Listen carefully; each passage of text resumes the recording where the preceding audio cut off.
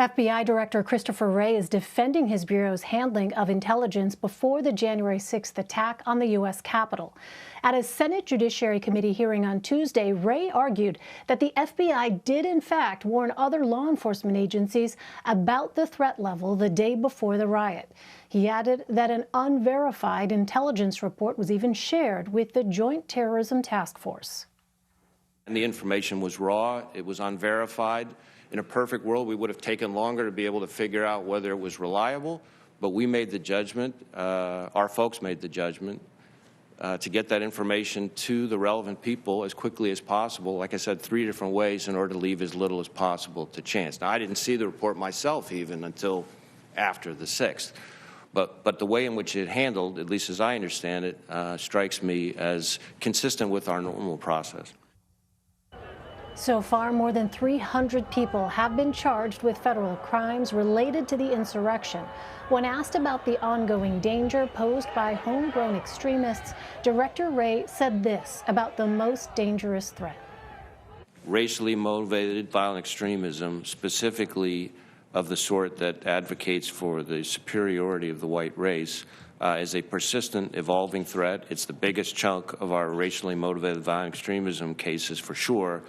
And racially motivated violent extremism is the biggest chunk of our domestic terrorism portfolio, if you will, overall. I will also say that the same group of people we're talking about have been responsible for the most lethal attacks over the last, say, decade. For more, let's bring in CBS News senior investigative correspondent Catherine Herridge. Hi there, Catherine. So what exactly is a situational information report, and what did Director Wray have to say about why it had not been made, or has not been made public?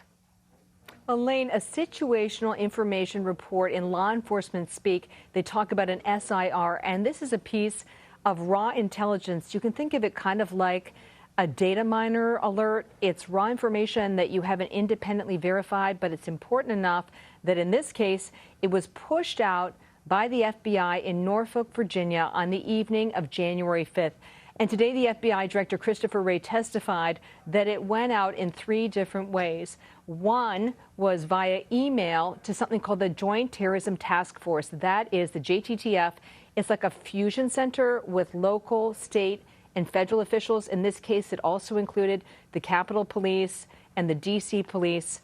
So they had access to it via email. Then he said there was a verbal briefing at one of the command posts. And then lastly, he said it was posted to a law enforcement portal online for which there is national access. What he didn't say is that somebody actually picked up the phone and said, this could be important information relating to January 6th. It's a single thread. It's unverified, but it's warning that people who go to the Capitol should be, quote, ready for war. And that, I think, is what left lawmakers today somewhat aghast, if you will, because that would seem to be a common sense step to take, given what the security posture was already here in Washington. I mean, Catherine, I'm just wondering if part of the challenge here is just sort of sifting through the volume of data and information that people are now, because of technology, able to collect on multiple fronts that perhaps wasn't necessarily the case, 20 years ago about the possible potential threats that are out there. Well, this is, I think, perhaps one of the greatest challenges for federal law enforcement is that there really is, I've said it before with you, this tsunami of information, especially through social media. And as Director Wray testified today, it's hard to know who's just aspirational, so who's thinking about violence, and who actually has the tools to carry out a violent act.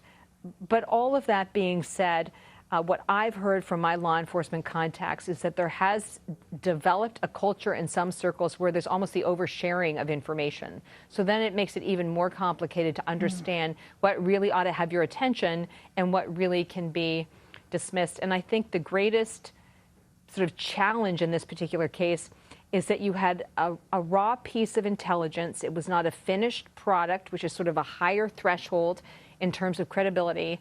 And it came after hours on the night before the January 6th rallies that ultimately led to these riots. So timing was a problem, And, you know, I just go back to this very simple idea of someone actually picking up the phone and saying, hey, I think this could be important in light of what you're expecting tomorrow. So it's disappointing in that respect.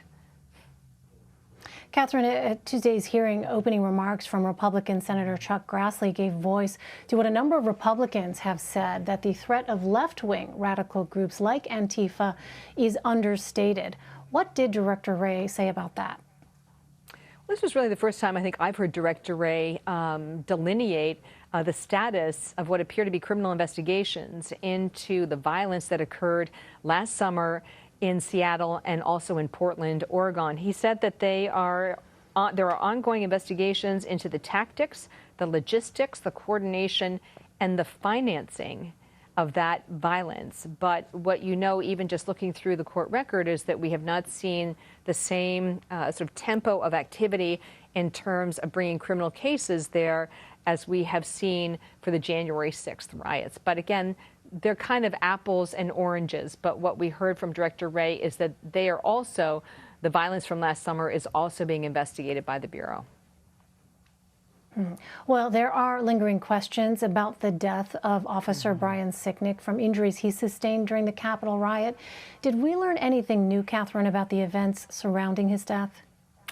Well, we learned a little something, which is that the FBI director said that because of the nature of the ongoing investigation into Officer Sicknick's death, he could not disclose or confirm what they knew about the cause of death. But I think you need to see this in a broader context. It was just on Friday that we confirmed here at CBS News that in recent days, the FBI has come into possession of a video that was taken inside the Capitol complex on the day of the riots. And they were able to blow up that video and get a really clear facial shot of an individual who could be seen in the video calling for the use of bear spray and then apparently using bear spray on a large group of individuals. And it was described to me by a law enforcement source as a key suspect of interest in Sicknick's investigation, and also whether the bear spray was a contributing factor to Sicknick's death. What has my attention, though,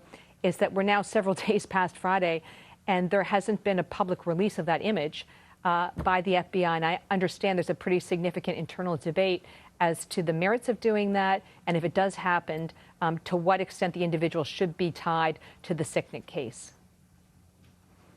All right, we know you will continue to watch it. So much to sort through. As always, we thank you, Catherine Herridge. Thanks. You're welcome.